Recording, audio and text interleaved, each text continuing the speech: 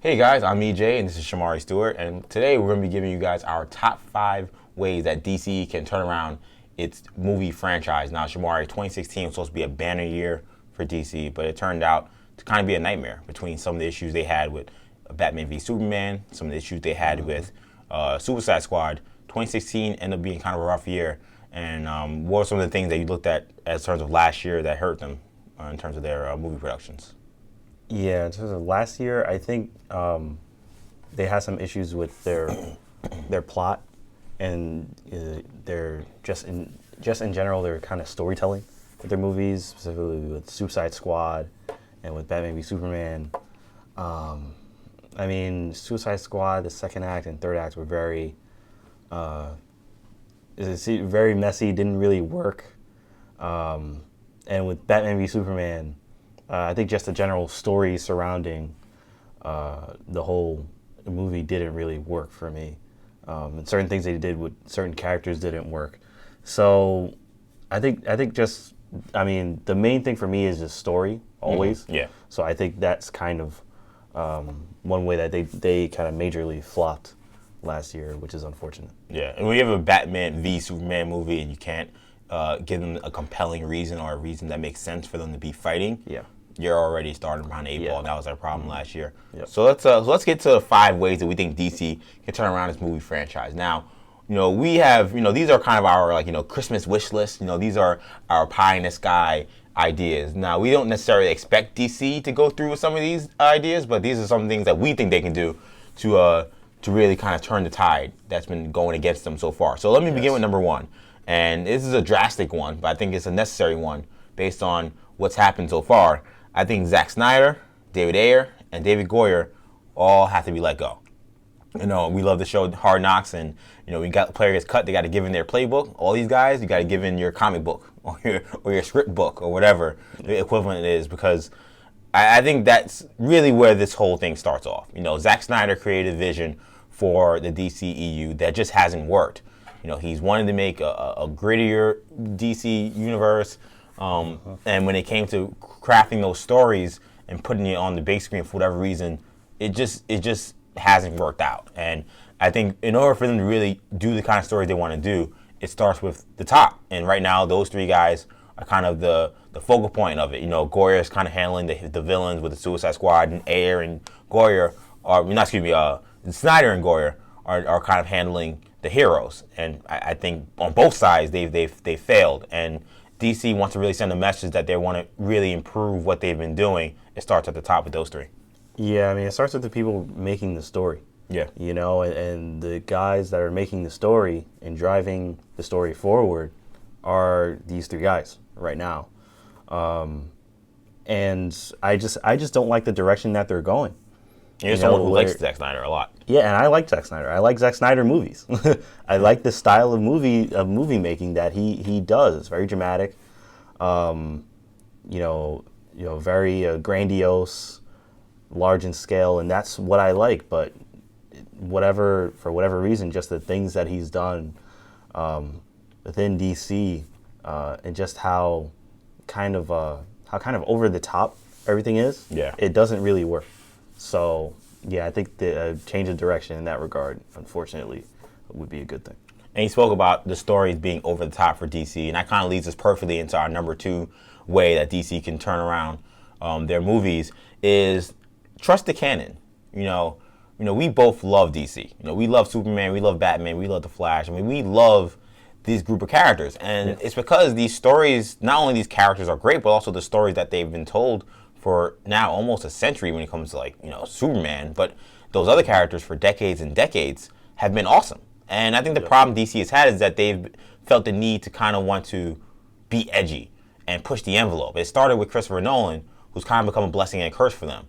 He created this great franchise he did with Batman, but now they feel like they have to do something similar or live up to that ideal that he had in order for them to make a good movie. That's not necessarily the case. Yep. He pushed the envelope, he went outside the canon and did something great, but that doesn't mean that every other movie has to do that. Right. When I see Superman, I want him to be, a charismatic, fun, warm, hopeful character. I don't want him to be a brooding character, someone that doesn't really show much life onto the screen. I don't want Batman to be, branding people and be super murderous. And I don't want, someone like Lex Luthor acting like the Riddler for the majority of the movie that I see him in. These characters are already great. You don't have to change them drastically in order to make this movie something that you're trying to make it something that pushes the envelope or something that's just super edgy. Exactly. I mean, I think you said it right when you said just stick to the canon, stick to the characters that we all know and love. Exactly. Give us the Batman in the comics. Give us the Superman in the comics. Give us these characters how they're portrayed. We don't have to make them really, even just make them just way darker than they're usually seen. That doesn't always work. So I agree. Nolan kind of started that trend, and it works sometimes, but in this case, it's not really working. I think they kind of have to dial that back. Yeah, and number 3 we have here, something that's really near and dear to your heart, is they have to refocus on their core heroes. We've heard a lot about a Gotham Sirens and a Deadshot movie, and they did the Suicide Squad, and they're trying to expand this universe. And now one thing that I know you talked a lot about is them really focusing on their core heroes. Yep. Yeah. I mean, they need to just focus on and I hate to compare them to Marvel. Yeah. I mean, it's inevitable. It's DC and Marvel. Yeah. Those are the only two studios right now doing this superhero thing. Yeah. They're the biggest superhero, comic companies. They're the ones mainly making the comics. So, I mean, it's DC and Marvel is doing it right now. Mm-hmm. And their formula is kind of working, and I think DC kind of should adopt this formula of, giving your hero a solo movie, introduce the character, introduce the people surrounding the character, and then do the same thing for each hero, and then kind of combine them, and then they form a team instead of just throwing them into a team and then having to explain the characters within the team movie. Yeah, it's different, but it doesn't work as we've seen. Yeah, and I don't think that means that you have to do an origin. Just doing their own solo movie still works. I never said, we don't want to see an origin movie, and I agree with that, but that doesn't necessarily mean that you have to just drop them in the Justice League or drop them in Batman v Superman for them to make sense. Or decide, in order to do the universe we want, we have to make a Suicide Squad. We have to create all these villains before we even get to introduce Aquaman or any of these other heroes. It kind of doesn't make sense to do it the way they've done it, and that's been one of the issues we've had. Mm-hmm. But that also leads us kind of coincidentally into number 4, which is we think they have to unify behind one vision. And I think that was a large problem with Suicide Squad, where that movie was ravaged by reshoots, and basically the executive producers and the people at top who saw the movie said, based on the negative publicity we're getting from Batman v Superman, we have to drastically change this movie, and that doesn't work.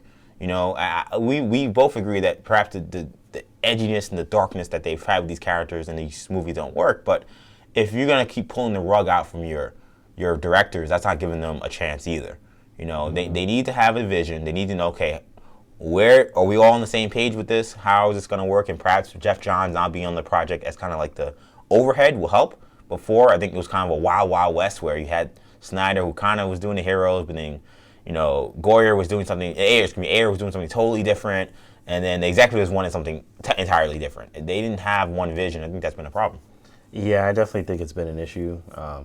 Apparently it's continuing to be an issue with all the Affleck things coming out about Affleck now. Yeah. And how he doesn't really want to do the Batman movie or thinks it's not working, and how they have no script apparently somehow. So, something's wrong here. There's a huge miscommunication. They're not on the same page, and they need to be on the same page. That's like the first thing that needs to be established. If they're gonna start making these movies, they need to be on the same page. They need to be almost like sharing a brain. Yeah. In terms of where they want the storyline of these movies to go. Yeah. Because right now it's kind of scattered all over the place. Yeah. I have no idea where they're going with any of this. And then let's get into number 5, our last thing. And this one is probably our most controversial. And there's even disagreement amongst our team on whether or not this has to be done. But I'm strong on this, and I think this is important. I think they have to recast Superman. And that obviously means getting rid of Henry Cavill. And I have a lot of respect for Henry Cavill. I think he's a very good actor. I think he's very talented. But him in this role of Superman has not worked. And I think, similar to Zack Snyder, I think he set a poor tone for this universe. This Superman doesn't have any personality. He doesn't bring any hope to anyone. I'm supposed to look at his character. Even if you want to make the case that, okay, well, we want there to be kind of a struggle with human race of accepting this guy. Well, where is it supposed to be the inspiration from him? Where do I see, even though the human race may be, wary of him, you see the life in him. You see why this guy is someone that they should get behind. I don't see that ever when I watch him on the screen. He's dull.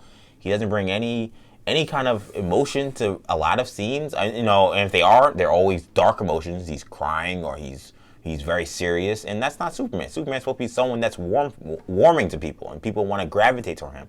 I've never seen that played by Cavill, and I think it's kind of an Andrew Garfield situation where it's not necessarily all his fault, but just how things have worked out, they got to move on. Yeah, I mean, I'm torn on this because I like Cavill, I especially liked him in Man of Steel. I thought he was decent in Man of Steel. I like Man of Steel. I like the movie. I'd rewatched the movie several times. I've watched it several times. I like the movie. I liked him in Man of Steel. I give him a thumbs up for that one. BVS was iffy for me. I like part of what happened, what Superman was supposed to be in BVS, and I didn't like some other things that they did with him in BVS. So for me, he's kind of 1 for 2. So I can't agree with just getting rid of him completely. I do see what you mean when you say like what they want Superman to be going forward has kind of been totally messed up. Yeah. And they seem to not really know what they're doing. Yeah. They killed that Superman, now it's coming back, and it's like, okay, what's going on? So it's like, so yeah, I mean, something big needs to change here. And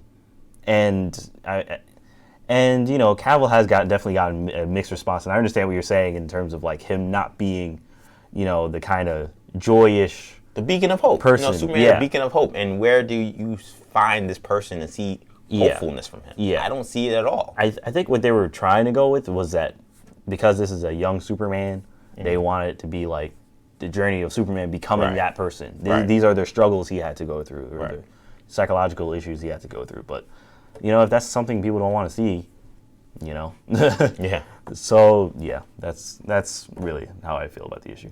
I'm iffy on it, but if they did it, I wouldn't be totally opposed. All right. Well, those are our 5 things that DC can do to turn around their franchise. If you have any suggestions of your own, leave them in our comments, and I'm sure we'll get back to you guys. The ones that we like at least, or ones that we think are interesting. And that's it. But thank you guys for watching this video. Yep. Thanks for watching.